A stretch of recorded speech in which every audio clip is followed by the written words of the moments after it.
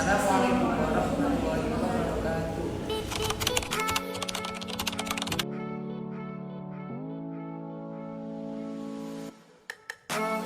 Kami dari Kelompok 3 akan menjelaskan mengenai materi human sum.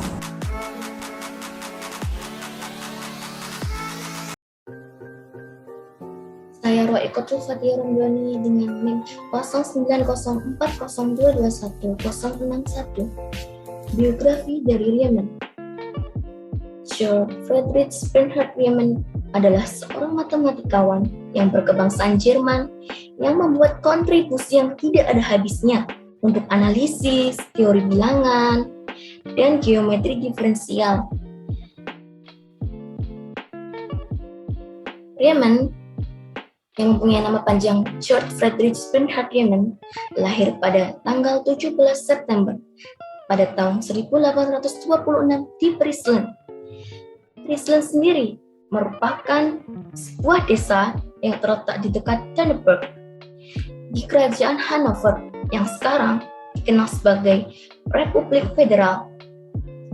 Beliau berasal dari keluarga yang miskin yang serba kekurangan. Beliau juga merupakan anak kedua dari 6 bersaudara. Ayahnya seorang lutheran miskin di Friesland yang bernama Friedrich Bernhard Riemann. Ibunya bernama Charlotte Abel. Ibunya meninggal sebelum Riemann dan saudara-saudaranya mencapai usia dewasa. Beliau sendiri meninggal pada tanggal 20 Juli 1866. History of Riemann's Theory.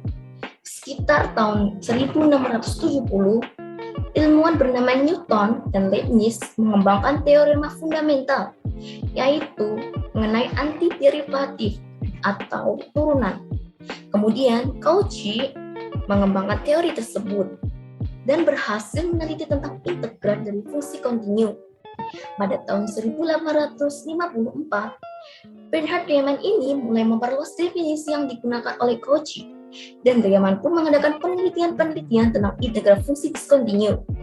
Dari penelitian tersebut, Riemann berhasil menemukan suatu metode khusus dari integral yang sangat simpel untuk didefinisikan, sehingga metode integral itu disebut sebagai integral Riemann. Saya Yofi Putri Saputra dengan NIM 0902022147. Di sini saya akan menjelaskan tentang definisi Riemann sum. Riemann sum atau penjumlahan Riemann adalah aproksimasi luas daerah yang dapat diperoleh dengan menjumlahkan luas beberapa irisan suatu daerah yang dapat disederhanakan. Hal ini dapat diperoleh dalam ilmu kalkulus untuk menentukan suatu luas yang menyinggung oleh suatu kurva. Dengan proses tersebut, kita dapat menghitung nilai luas secara tepat. Perkenalkan, nama saya Risa Nur Harisma dengan NIM 090202214041. Di sini saya akan menjelaskan tentang keterkaitan integral dengan Riemann sum. Definisi secara modern tentang integral dikemukakan oleh Riemann dengan gagasan pertamanya adalah Riemann sum. Gagasan ini memunculkan kaitan antara integral tentu dengan luas daerah aproksimasi. Secara umum, integral tentu menyatakan batasan luas daerah yang tercakup di antara kurva Y sama dengan fx dan sumbu x dalam selang AB. Luas bagian yang berada di bagian atas sumbu x diberikan tanda positif, sedangkan luas bagian yang berada di bawah sumbu x diberikan tanda negatif. Integral memiliki aplikasi yang luas dalam bidang sains dan industri. Sebagai contoh, integral banyak dilibatkan dalam berbagai situasi seperti penggunaan laju tetesan minyak dari tangki untuk menentukan jumlah kebocoran selama selang waktu tertentu, penggunaan pengetahuan tentang konsumsi energi untuk menentukan energi yang digunakan di suatu tempat pada suatu hari. Selain itu, dalam beberapa bidang, integral juga digunakan untuk memecahkan persoalan yang berkaitan dengan volume, panjang kurva, perkiraan populasi, keluaran kardia, gaya pada bendungan, usaha, surplus konsumen, dispol, dan lain-lain. Riemann Riemann sum membantu kita memperkirakan integral tentu dan juga membantu kita mendefinisikan integral tentu secara formal dengan menggunakan luas persegi panjang atau trapesium untuk luas aproksimasinya. Luas aproksimasi adalah luas daerah yang dibatasi dengan garis kurva. Integral tentu mewakili area di bawah kurva suatu fungsi, dan Riemann sum membantu kita memperkirakan area tersebut. Integral tertentu mewakili luas yang tepat di bawah kurva yang diberikan, dan Riemann sum digunakan untuk mendekati daerah tersebut. Namun, jika kita mengambil Riemann sum dengan persegi panjang tak hingga dengan lebar kecil tak terhingga atau menggunakan batas, kita mendapatkan luas yang tepat. Maksudnya, semakin kecil lebar persegi panjang, maka semakin tepat juga luas yang didapat. Halo semuanya, perkenalkan saya Salsabila dengan NIM 0901022117. Di sini saya akan membahas sedikit mengenai Riemann sum right. Ada pun beberapa hal atau tahapan-tahapan penting yang harus kita ketahui. Yang pertama adalah membagi interval menjadi beberapa bagian subinterval. Yang kedua, menghitung lebar dari setiap subinterval. Yang ketiga, menjadikan sisi kanan persegi panjang untuk menyentuh kurva. Yang keempat, menghitung luas dari subinterval, dan yang terakhir, menjumlahkan semua area pada persegi panjang. Baiklah, untuk memahami maksud dari tahapan-tahapan itu, langsung saja kita ke contoh soal. Di sini saya menggunakan kurva dengan persamaan y sama dengan x kuadrat, di mana luas area yang dihitung adalah luas area yang berada di bawahnya, yaitu x sama dengan 0 hingga x sama dengan 4. Maka dari itu, untuk menghitung lebar subinterval adalah menggunakan rumus, yaitu x sama dengan 4 dikurangi 0 dibagi 2 sama dengan 2. Maka dari itu ketemu 2, berarti ada 2 jarak. Jadi x, setiap subinterval memiliki 2 jarak. Setelah itu, kita bisa menggambarkan persegi panjang dengan sisi kanan menyentuh kurva, yaitu kita dapat menggambarkan seperti ini dan seperti ini.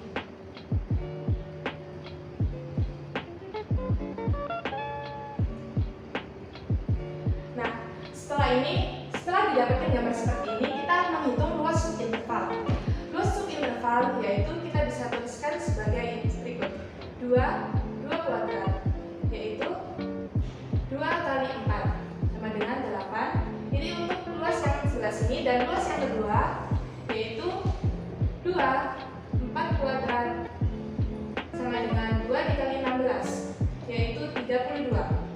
Maka dari itu kita langsung menghitung jumlah luas subinterval, yaitu ditambahkan antara luas pertama dan luas kedua, yaitu 8 ditambah 32 sama dengan 40. Hasil ini merupakan hasil yang kurang akurat dikarenakan ada area yang seharusnya tidak diperhitungkan tetapi masih dalam perhitungan, atau yang bisa kita sebut dengan kata error. Di sini kata errornya. Nah, ini kan masuk dalam perhitungan.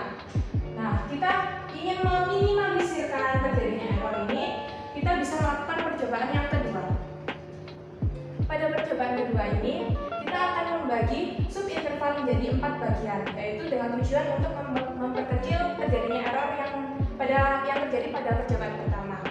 Yaitu kita bisa menuliskan dengan rumus 4 kurangi 0 dibagi 4 karena kita membagi 4 dan ketemu dengan hasil 1. Maka dari itu kita bisa gambarkan bahwa 1 di sini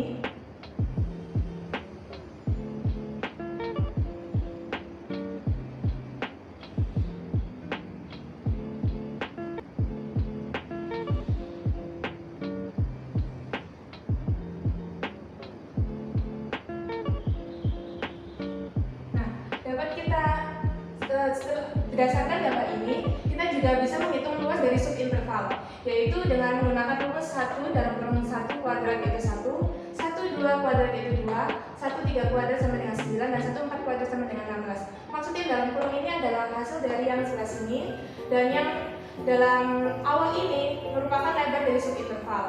Dan kita bisa lihat bahwa hasil ini merupakan hasil yang lebih kecil dari percobaan yang sebelumnya. Nah, kalau semakin kecil dan selanjutnya kita juga menghitung jumlah luas subinterval, yaitu semuanya ditambahkan 1 tambah 2 tambah 9 tambah 16 dan menghasilkan total sebanyak 30. Nah, kita dapat simpulkan bahwa semakin kecil angka yang muncul atau angka yang dihasilkan, maka semakin pula kecil error yang akan dihasilkan.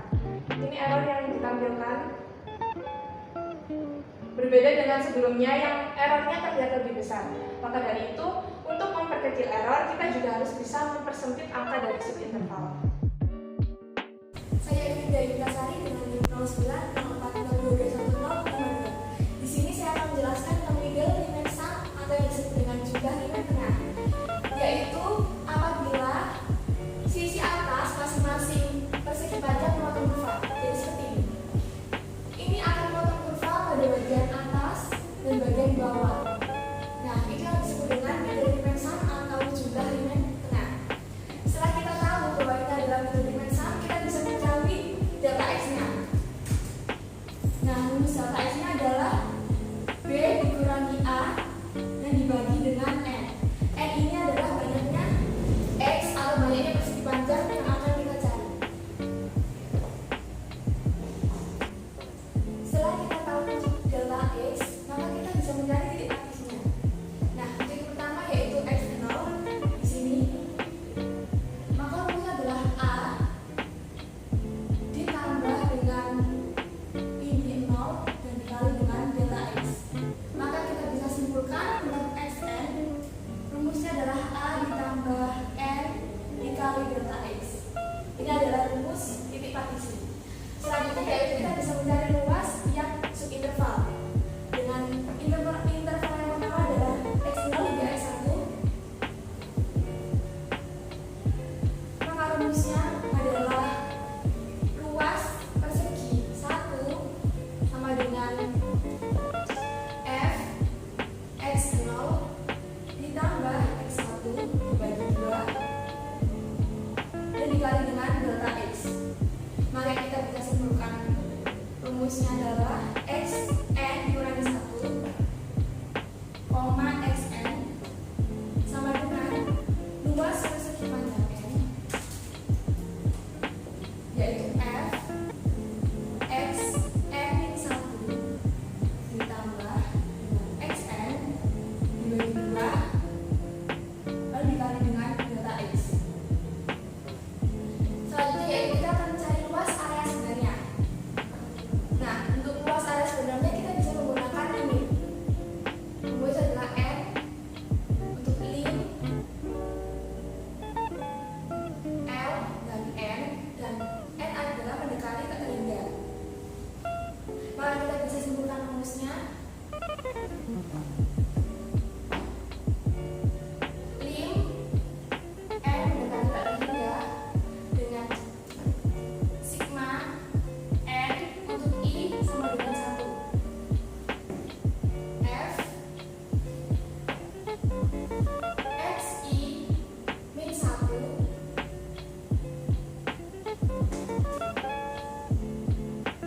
ditambah dengan Xi lalu dibagi 2. Ini adalah rumus luas area sebenarnya. Nah, maka dari itu kita bisa mengetahui error dari luas middle Riemann sum ini. Untuk rumus error dari luas ini adalah E N sama dengan luas N dikurangi dengan luas. Perkenalkan, nama saya Nabila Syarifah dengan NIM 0904021057. Di sini saya akan menerangkan mengenai Riemann sum wave atau Riemann sum kiri. Jadi pada papan ini sudah saya gambarkan mengenai persamaan dari X sama dengan Y kuadrat. Nah, di sini kita akan mencari bagaimana sih kita bisa mengetahui luas dari kurva pada delta ini. Langkah pertama, untuk mempermudah langkah kita mendapatkan luas dari kurva ini, kita membagi subinterval ini menjadi 2 subinterval, yaitu ini dengan ini. Kalau ini diperjelas, ini gambarnya seperti kotak yang kita bagi.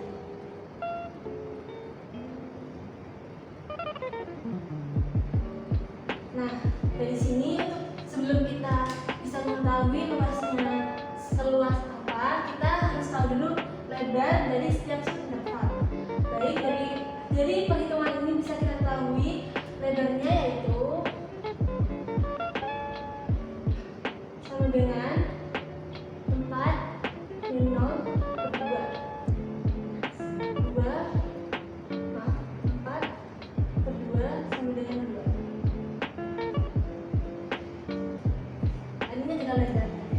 Nah, maka berikutnya kita masuk pada pencarian luasnya. Nah, di sini kita akan membagi jadi 2 subinterval. Berarti kita akan menemukan 2 luasnya. Untuk luas yang pertama, luas 1, yaitu 2 dikali 0 kuadrat sama dengan 0.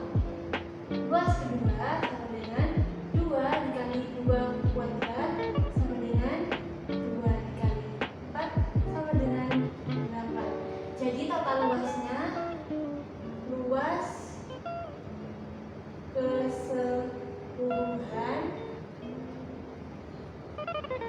sama dengan 1 ditambah 2 sama dengan 0 ditambah 8. Ini adalah 8. 8 ini adalah luas dari kurva ini. Tapi ini masih bukan jawaban yang tepat, karena kita untuk bisa menemukan jawaban yang paling pas membagi subinterval menjadi subinterval lebih kecil sampai lebih kecil lagi.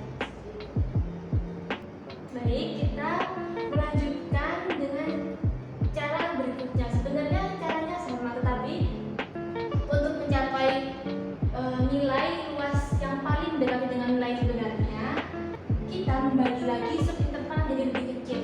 Sebelumnya kita membagi menjadi 2, sekarang kita membagi menjadi 4. Nah, setelah kita membagi menjadi 4, tugas berikutnya yaitu mencari lebar dari panjang subinterval ini. Jadi lebarnya sama dengan 4 dikurangi 0 per 4. Dengan hasil 4 per 4 itu sama dengan 1. Ini merupakan lebarnya. Kemudian kita lanjut pada pencarian luasnya. Sama seperti langkah sebelumnya, hanya bedanya sekarang kita mencari luas dari 4 subinterval. Untuk luas pertama, luas 1, yaitu 1 dikali 0 kuadrat sama dengan 0. Luas 2 sama dengan 1 dikali 1 kuadrat sama dengan 1. Luas 3, 1 dikali 2 kuadrat sama dengan 4. Berikutnya luas yang terakhir, luas 4, yaitu 1 dikali 3 kuadrat dengan hasil 9. Kalau kita total untuk luas keseluruhan,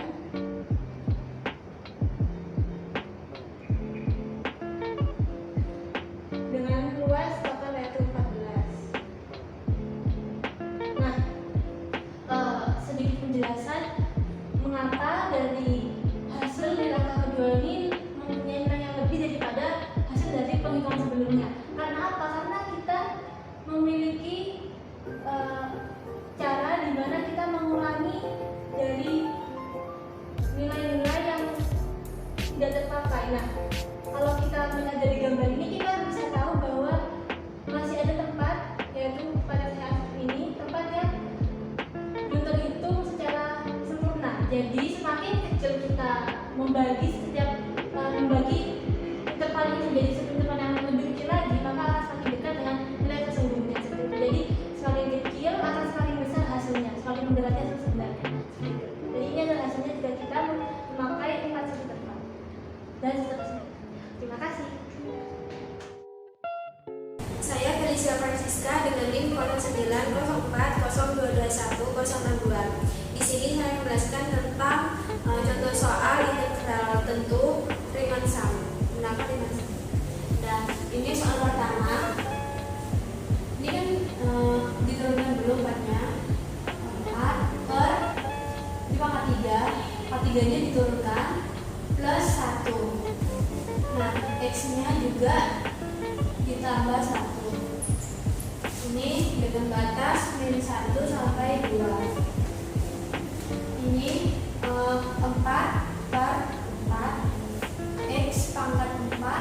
3 tambah 1 4 dengan batas tetap min 1 sampai 2.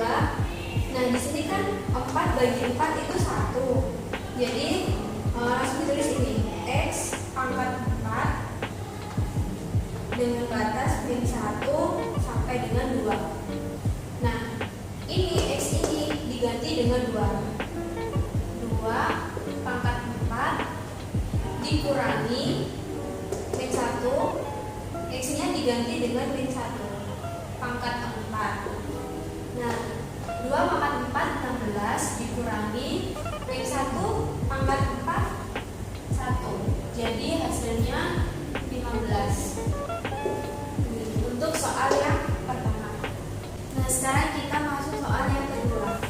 3x plus 2 dikali 2x dan 5. Nah ini dikali ulangi dulu. 3x kali 2x 6x pangkat 2, 3x dikali 5 min 15x, 2 dikali 4x plus 4x, 2 dikali 5 min 10, 6x pangkat 2 min 15x plus 4 min 11x min 10.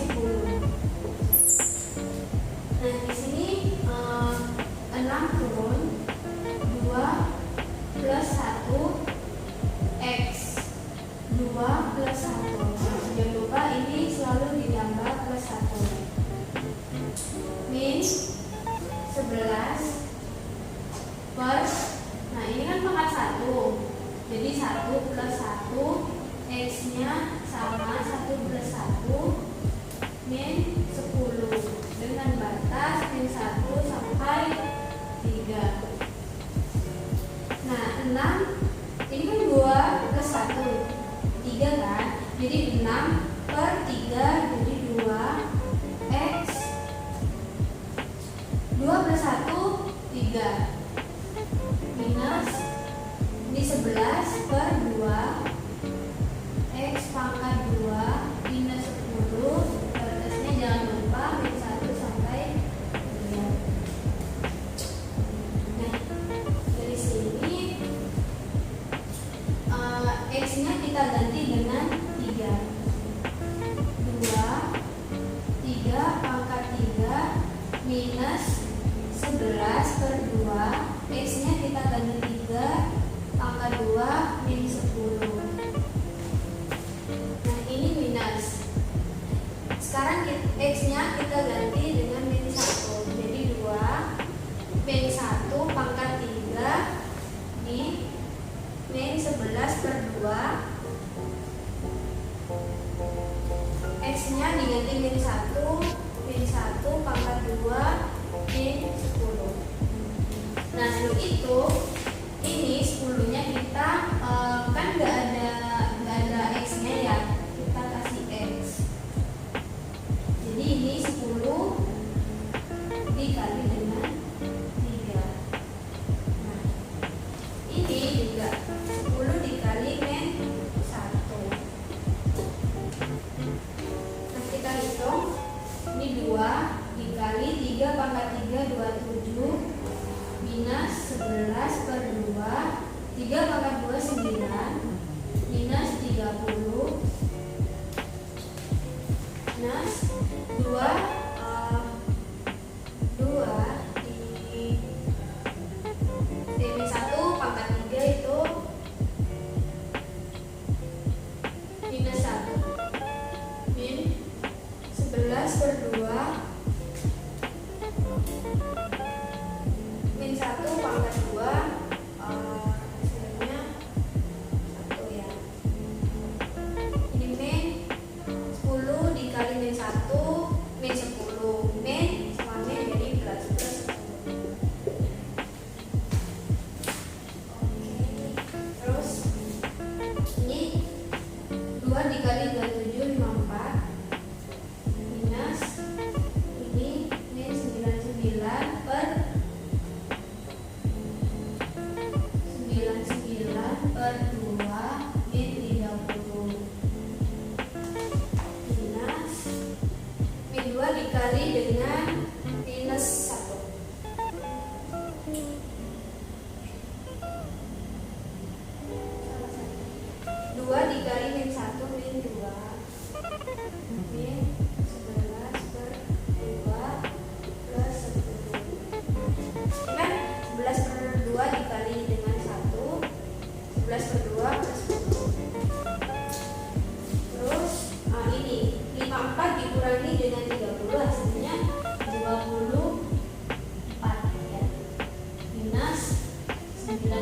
per 2.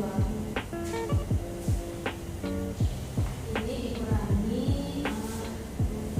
min 2 per 10 jadi 8 min 11 per 2. Terus ini 24 dikurangi dengan 8 hasilnya 16 ya. 16 dikurangi, nah ini kan penyebutnya sudah sama, jadi 9 plus 11 88 per 2. Terus 16 dikurangi 88 bagi 2 16 min 44. 16 dikurangi dengan min 44 hasilnya min 28.